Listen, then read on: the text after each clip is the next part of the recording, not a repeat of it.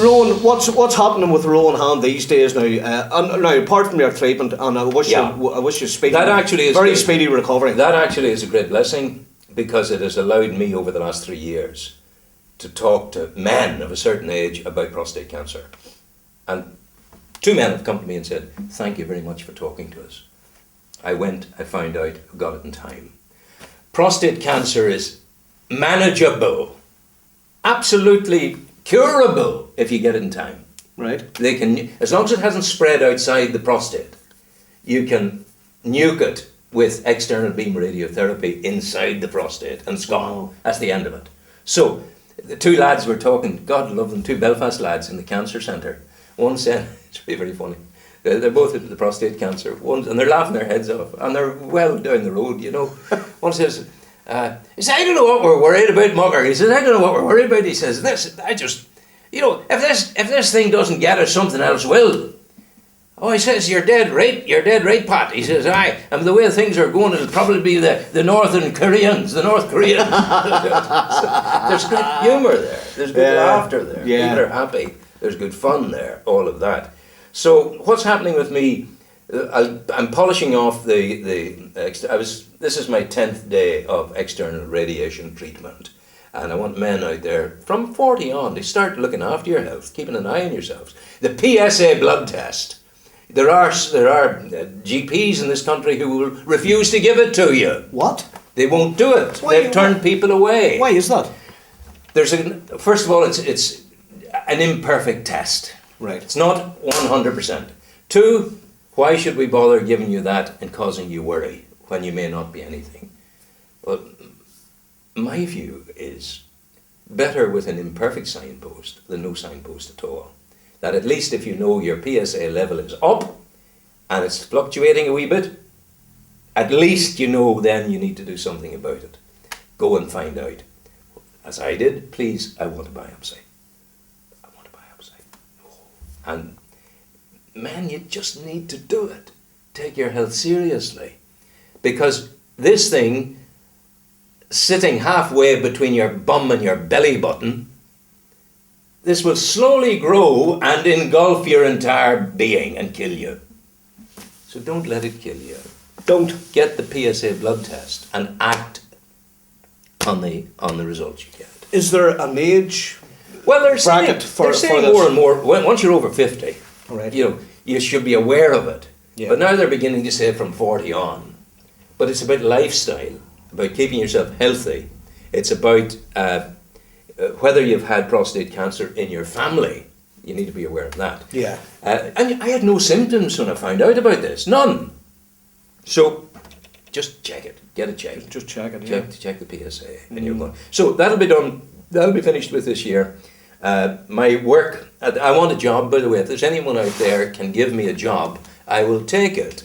And what do I want? I'll do anything under the sun. I could do, but what can I do? I could do, if you needed a tracheotomy now, I could do a tracheotomy on you. No, I'm fine at the moment, thanks very much, Rowan. Are you sure? Riser for that one. But what you do with the tracheotomy, it's very important to tell you this, so you know, because say if you have somebody there, always keep a scalpel in your first aid kit. Now, you're not going to do this or anything like that. None of that crap. No, we're finished with that, I'll carry on. What you're going to do is take the scalpel and you're going to expose a 1/4 inch of the scalpel above your fingers. So anything you do, it's only going to go in a 1/4 inch. You extend the neck and back, and where the little, you see the little, what do they call them? The little... that bit there? Yeah, you see underneath the Adam's apple, yeah, there are lots of little corrugations. Just go there yeah, and in. And then that allows you to breathe again. Especially if it's a child. If everything else has failed. So it's that soft bit there? It's in between, what do you call them? They're like little ridges underneath there. But stretch back and 1/4 inch or less just to make it, and then you can put a pipe in there. For breathing. Go. So we could do tracheotomies. We could do a touring tracheotomy thing. That's it. Let's do it. The Banter Show touring tracheotomy. Coming your way soon. If you want a tracheotomy, get on to me and Rowan. Absolutely. And we'll be there prompt. He'll hold you down. I'll hold you like that, but he'll do that. When I went for the last, I caution you against, this has put you off going for prostate. I caution you against a transperineal biopsy. It doesn't even. I'm not going to the Pyrenees at all. France is too cold in that part of France. Well, let me tell you, it's the world's most awful biopsy. Well, if you're saying it's the world's most awful, I'm there getting it done. I'm there getting it done like this, you see, and it's nothing. It's going in through the skin, the surface of the skin, halfway between your bladder and your bum. I said to the look, for God's sake, I feel like John Wayne having an arrowhead dug out after an attack by the Indians, and he's going like this here, going this. Suppose you felt like a lollipop. I said, they made a rolled lollipop. It would have been good. But I said, look, I'm going to tell you now, keep going. I'm going to do a bit of groaning here, as long as you don't mind that. And he said, I go, I'm going, and he's going like, and he says, this is already, keep going for God's sake, don't stop, keep it going. And we got there. But that was it's a tough one, that. But and you see, it's an indicator of the way the health service is at the moment. I was to have had that under general anaesthetic. The day before I was to go in, I got a phone call. Mr. Hand, we're sorry, we've no bed. We have to cancel. So no bed. Okay. No bed. Because no bed. It's a hospital. Yeah, no bed. No bed. The thing is, the beds don't exist anymore. Everything's used up to the full, you know. Wow. So your man says, I sent him an email and I said, look, if there has been a bed for me and it's gone, I must assume that you did have a bed. When will it become available for me? I must have been at the top of the queue. When? Within a week, they called me.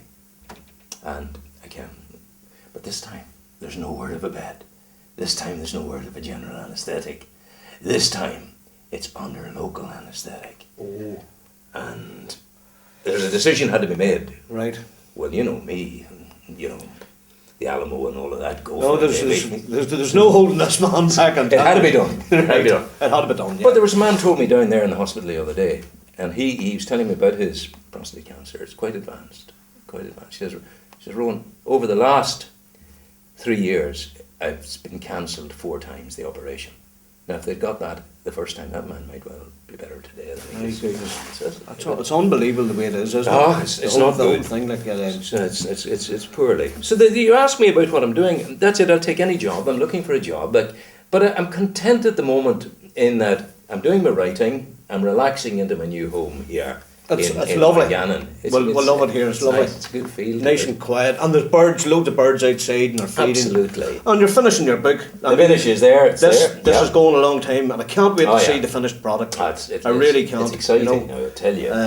But it's so good to see you, Rowan. As I say, I missed the banter with you since you parted. You went to Spain, I went to England. That's it. We had our time away, and now we're back. Absolutely. And I caught up with him recently, didn't I? You did indeed. And I said, do you know something, Rowan Hand? I want a banter show with you. Well, we've got it. So tell your friends, any media outlets, or anything. This man, I'm the guy. He needs a job to keep him going. I live on big pensions. I'm blessed. My BBC pension and my state pension. The Queen's very good to me. She sends me money every month. What about your RTE?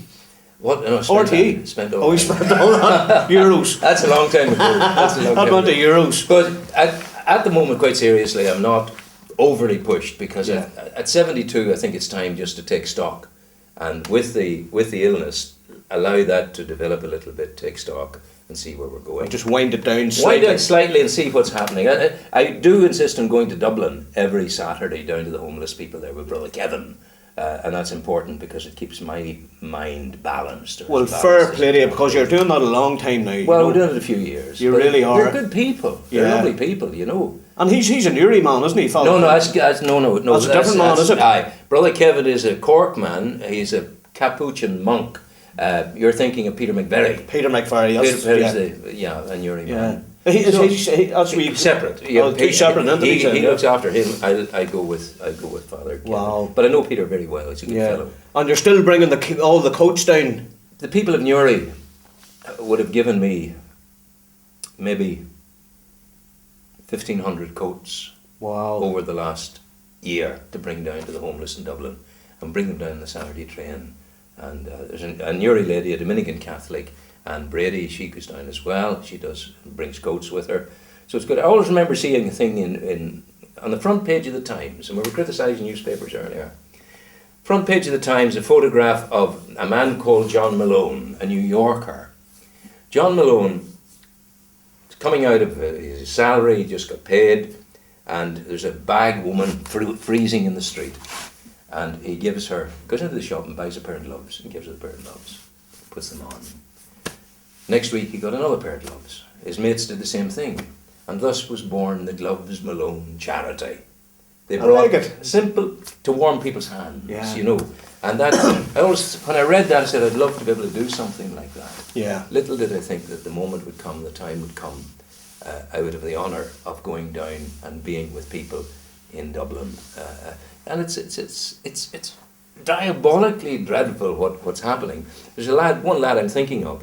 He has 4 ulcers, about 2 inches of diameter, 1/4 inch deep, 1/8 of an inch deep. No way. And he can't, and his legs have gone purple now. He can't get a doctor to see him because he doesn't have a medical card. If you don't have a medical card, you don't get treatment. And if you don't have an address, you can't get it. It's ridiculous. So it's not good. It's not. I mean, good. I just find the whole thing ridiculous. It's all paperwork, and it's the biggest load of crap nowadays, isn't it?